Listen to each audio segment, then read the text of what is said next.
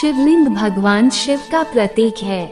भक्त आमतौर पर भगवान शिव की कृपा प्राप्त करने के लिए भगवान शिव की मूर्ति के बजाय इस शिवलिंग की ही पूजा करते हैं। क्या आप ये बात जानना चाहेंगे कि भक्त भगवान शिव की मूर्ति के बजाय इस शिवलिंग की पूजा क्यों करते हैं?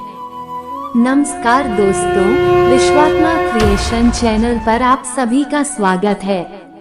आज हम शिवलिंग के बारे में बात करने जा रहे हैं। आपने देखा होगा कि भगवान शिव के भक्त आमतौर पर शिव जी की मूर्ति की नहीं बल्कि शिवलिंग की पूजा करते हैं। क्या आपने कभी यह सोचा है कि भक्त शिव जी की मूर्ति के बजाय शिवलिंग की पूजा क्यों करते हैं? शिव जी की मूर्ति की जगह शिवलिंग की पूजा करने से क्या भगवान शिव प्रसन्न होते हैं? क्या है शिवलिंग की पूजा करने का कारण? आइए आज हम ये जानें कि भक्त शिव जी की मूर्ति के बजाय शिवलिंग की पूजा क्यों करते हैं। आइए पहले हम ये जान लें कि शिवलिंग की उत्पत्ति कैसे हुई। शिव पुराण के अनुसार सृष्टि के प्रारंभ में भगवान शिव से ही सृष्टिकर्ता ब्रह्मा और भगवान विष्णु की उत्पत्ति हुई।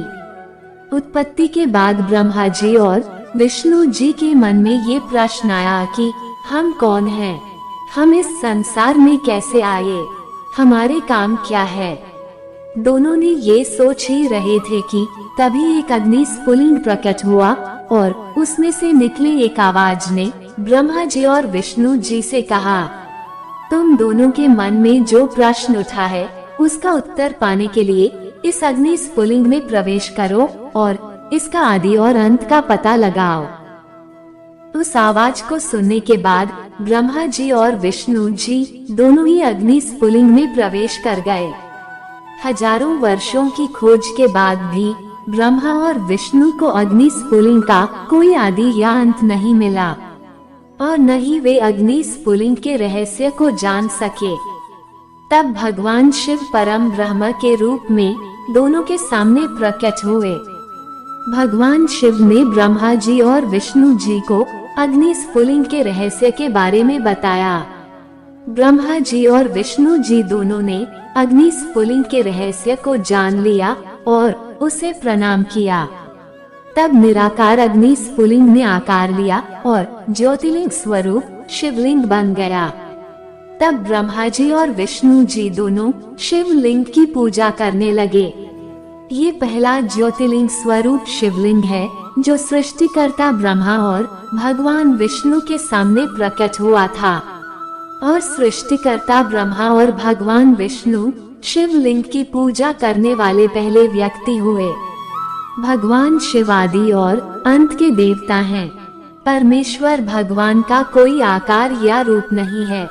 परमेश्वर भगवान निराकार है, इसलिए भगवान शिव की पूजा शिवलिंग के साकार रूप में की जाती है।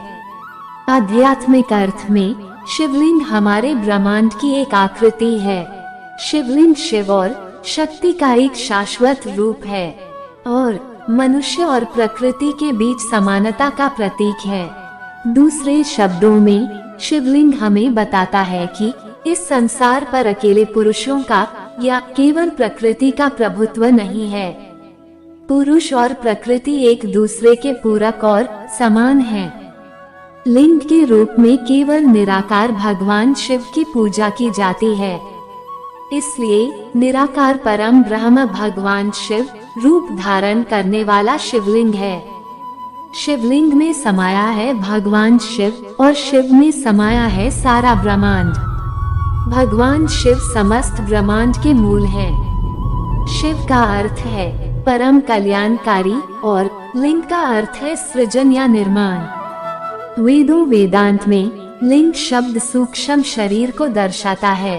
ये सूक्ष्म शरीर 17 तत्वों से बना है। ये 17 तत्व हैं मन, बुद्धि, 5 इंद्रियां, 5 कर्मेंद्रियां और 5 वायु।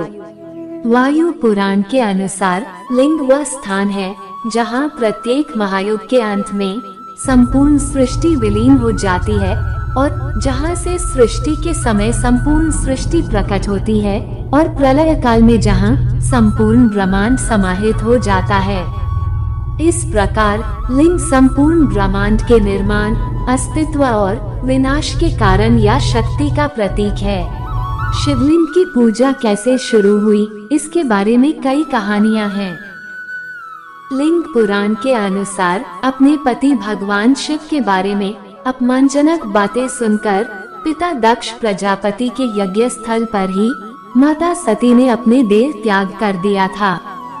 ये खबर सुनने के बाद भगवान शिव ने क्रोधित होकर दक्ष प्रजापति के यज्ञ को नष्ट कर दिया। उसके बाद पत्नी की मृत्यु के शोक में भगवान शिव चेतना शून्य हो गया था और दिगंबर अवस्था में पृथ्वी पर विचरण करने लगा। भगवान शिव को इस अवस्था में घूमते हुए देखकर कुछ स्त्रियां उन पर मोहित हो गईं। स्त्रियों की इस अवस्था को देखकर कुछ ऋषियों ने भगवान शिव को श्राप दे दिया। ऋषियों के श्राप के कारण भगवान शिव का लिंग उनके शरीर से खंडित होकर अलग हो गया था। शिव का लिंग खंडित होने से तीनों लोकों में हाहाकार मच गया। ऐसी हाहाकार स्थिति को देखकर सभी देवता सृष्टिकर्ता ब्रह्मा के पास गए और उनसे सृष्टि को बचाने की प्रार्थना की।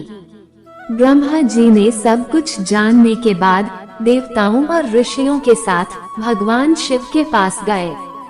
ब्रह्मा जी ने भगवान शिव से प्रार्थना की और कहा, हे भगवान, कृपया अपने शरीर से अलग हुए लिंग को पुनः धारण करें, अन्यथा सारा संसार का विनाश हो जाएगा। ब्रह्मा जी की बात सुनकर भगवान शिव ने कहा, हे सृष्टिकर, आज से सभी लोग मेरे लिंग की पूजा करना शुरू कर दें। उसके बाद मैं अपना लिंग फिर से धारण करूंगा। भगवान शिव के बातें सुनकर ब्रह्मा जी ने सबसे पहले एक सोने का शिवलिंग बनाया और विधि विधान से उसकी पूजा की। उसके बाद देवता और ऋषि भी शिवलिंग की पूजा करने लगे और इस तरह संसार में शिवलिंग की पूजा शुरू हुई। एक कथा के अनुसार भगवान शिव ने संसार के कल्याण के लिए समुद्र मंथन के दौरान निकले हलाहल विष को पी लिया था। विष पीने से शिव जी का कंठ नीला पड़ गया और उनका पूरा शरीर जलने लगा। तब देवताओं ने शिव के शरीर को जलन से मुक्त करने के लिए शिवलिंग पर जल डालना शुरू किया। इससे भगवान शिव के शरीर की पीड़ा दूर हुई। इस घटना के बाद भगवान शिव के प्रतीक के रूप में शिवलिंग की पूजा शुरू हुई।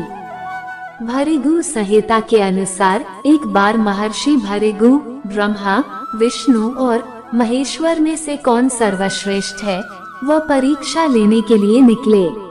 परीक्षा के लिए जब महर्षि भृगु कैलाश पहुँचे, उस समय भगवान शिव समाधि में लीन थे। इसलिए शिव के गणों ने भृगु को अंदर प्रवेश नहीं करने दिया और उन्हें कैलाश के द्वार पर ही रोक दिया। कई अनुरोधों के बावजूद भी शिव की गणों ने महर्षि भृगु को आगे बढ़ने की अनुमति नहीं दी, बल्कि उनका अपमान करना शुरू कर दिया और उन्हें मारने के लिए त्रिशूल आदि अस्त्र शस्त्र का धारण कर लिया। जब भृगु ने देखा कि शिवगण उन्हें मारने के लिए आ रहे हैं, तो वे भागने लगे और शिवगण उनके पीछे भागने लगे। कुछ समय दौड़ते दौड़ते महर्षि भृगु थक कर रुक गए। तब क्रोधित भृगु ने सोचा, हे भगवान शिव, हम त्रिदेवों की परीक्षा लेने निकले हैं। इसी परीक्षा के अंतर्गत आज मैं कैलाश पर आपकी परीक्षा लेने आया हूँ, परंतु आपके गणों ने मेरे साथ ऐसा दुर्व्यवहार किया है। और तो और आपने मुझे अपने लोगों से बचाने के लिए भी आगे नहीं आए। इसलिए आज मैं आपको श्राप देता हूँ कि कलयुग में कोई आपके पूजा नहीं करेगा। श्राप मिलने के बाद शिव की समाधि टूट गई। भगवान शिव भृगु के सामने प्रकट हुए और कहा, हे महर्षि भृगु, आपने मुझे जो श्राप दिया है उसे वापस ले लीजिए। इस सृष्टि निर्माण और संचालन में मेरी भी भूमिका है। यदि आप मुझे ही इस सृष्टि से निकाल देंगे तो इस सृष्टि में कुछ भी शेष नहीं रहेगा। अगर मैं निर्माण कर सकता हूँ तो विनाश भी कर सकता हूँ। भगवान शिव की बात सुनकर ऋषि भृगु ने कुछ देर सोचा और महसूस किया कि भगवान शिव सही हैं। अगर वे निर्माण कर सकते हैं तो वे विनाश भी कर सकते हैं। तब ऋषि भृगु का क्रोध शांत हुआ। भृगु ने भगवान शिव से कहा, हे भगवान, आप जानते हैं कि एक बार दिया गया श्राप वापस नहीं लिया जा सकता है। इसलिए मैंने आपको जो श्राप दिया है उसे वापस नहीं ले सकता। लेकिन मैंने अपना श्राप थोड़ा बदल दिया है। कलियुग में आपकी पूजा होगी, लेकिन इस भौतिक रूप में आपकी पूजा नहीं होगी। कलियुग में केवल आपके ब्रह्मांड रूपी लिंग रूप की ही पूजा होगी। महर्षि भृगु द्वारा भगवान शिव को दिए गए इस श्राप के कारण ही कलियुग में भगवान शिव के भौतिक रूप के बजाय शिवलिंग पूजा की शुरुआत हुई। कलियुग में भक्तों को यदि वे विधि विधान से शिवलिंग की पूजा करते हैं, भगवान शिव की कृपा से कई लाभ मिलते हैं। यदि आप शिवलिंग की पूजा भक्ति से करते हैं तो विवाह योग्य कन्याओं को योग्य प्राप्त होता है, निसंतान दंपतियों को संतान प्राप्ति होती है, धन, ज्ञान और मोक्ष की प्राप्ति होती है। जिस स्थान पर शिवलिंग की पूजा की जाती है वह स्थान तीर्थ स्थल बन जाता है। शिवलिंग विभिन्न प्रकार के होता है। हालांकि पूरे भारत में केवल 12 ज्योतिर्लिंग हैं। ये 12 ज्योतिर्लिंग मनुष्य द्वारा नहीं बनाए गए हैं। कहा जाता है कि ये ज्योतिर्लिंग अनायास ही प्रकट हो गए थे। दोस्तों, यही है शिवलिंग की पूजा के बारे में एक संक्षिप्त कथा। आगे अन्य एक नई कथा के साथ फिर मिलने की आशा से और आप सभी के कुशल कामना के साथ आज के लिए विदा लेता हूँ। जय श्री कृष्ण।